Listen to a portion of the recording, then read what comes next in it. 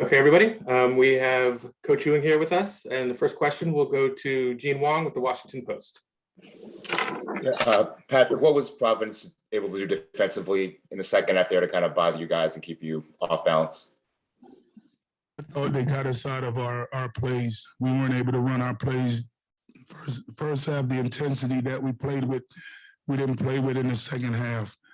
And they did a much better job of making us work for everything. And as far as Bynum goes, what kind of made him a difficult guard today? We didn't stand up to the challenge. You know, everything he got it. It was easy for him. Next question will be from Ron Bailey with HoyerReport.com. Coach, Bynum is not known as a shooter necessarily. He can make shots. Today he was a shooter. Why was he so wide open? Why do you think that occurred? You know, you say not a shooter. Well, he's a shooter. Every time we played him, he's always played well.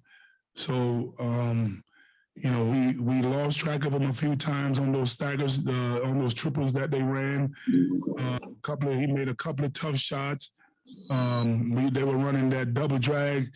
A few times he was able, he would reject the double and go downhill. Hey, look, he just played. You got to take your hat off. He played a great game, and we wasn't up to the task to defending him. Second, so it was more than just him in the second half that kind of contributed to the score. What else besides losing track of Bynum would you attribute? We lost in the second half with the turnovers. We turned it over. I think we had 2 turnovers, I think 9 turnovers in the first half. We had 10 in the second half. That led to 18 points off turnovers.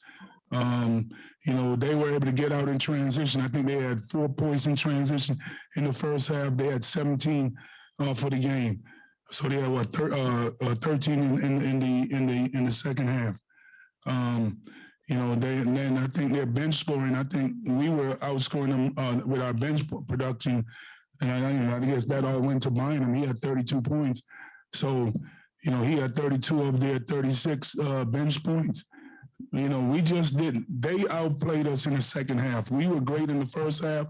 We fought back and got up to a 3-point lead.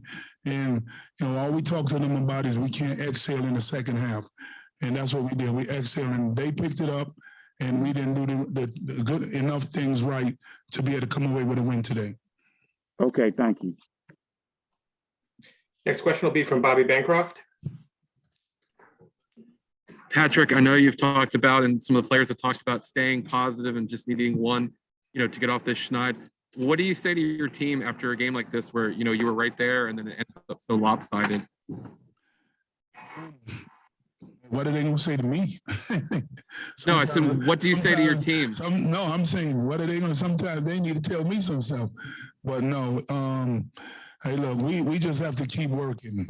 We have to keep them positive, show them the mistakes that they make. They can't get into their feelings when we show it to them, and then we have to make the change. We're only going to win when everybody in that room decides that whatever we're doing right now is not working, and they have to decide, are they going to listen to what we want them to do and get it done? Hopefully that answers your question. Next question will be from Kalen Soong from the Washington City Paper. Hey, Coach, you just mentioned a little earlier that the team didn't play with as much intensity in the second half as the first half. What would you say was the cause or reason for that? I just thought that we exhaled. You know, we were happy with the way that we played in the first half. And then once they, you know, he got on them about the way that they were playing in the first half. And, you know, they were able to take it to another level, and we just didn't. And what are your players' mentality right now? I know you're going through a tough, stretch of losses. What's the players' mentality right now? Well, we're going through a tough time. I mean, you know, right now we're going through a tough time. They have to stay focused. They have to continue to work. They have to, you know, at some point we got to get a win. It's all about getting a win, our first Big East win, and then take it from there. Thank you. Next question will go to Dave Preston from WTOP. Patrick, the first half where you guys were able to go toe-to-toe with Providence, took a 3-point lead into intermission. What do you think was the key to the Hoyas' solid play in the first 20 minutes? What did you really like about that stretch? Our competitiveness. We competed. When they made a run, we made a run. You know, we made a few mistakes, but we didn't compound those mistakes.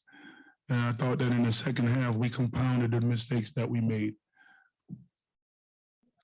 And what's the toughest part about this stretch where you guys have had 20 really good minutes here, 25 really good minutes there, but just unable to bring it home and get the 40 solid? What's the toughest thing for you as a coach trying to draw those 40 minutes out of these guys? You know, it's you know, everybody has to stay positive. Everyone has to continue to do the things that they're doing. The mistakes that we're making, we have to stop. You know, when we talked to them about when we show films of the game, you know, we point out the mistakes that we're doing. We have to make that adjustment to stop making those mistakes. And, you know, hopefully that will help us to get some more wins. Thank you. You're welcome. All right, and with that, we're going to let you go, Coach Ewing. Thank you.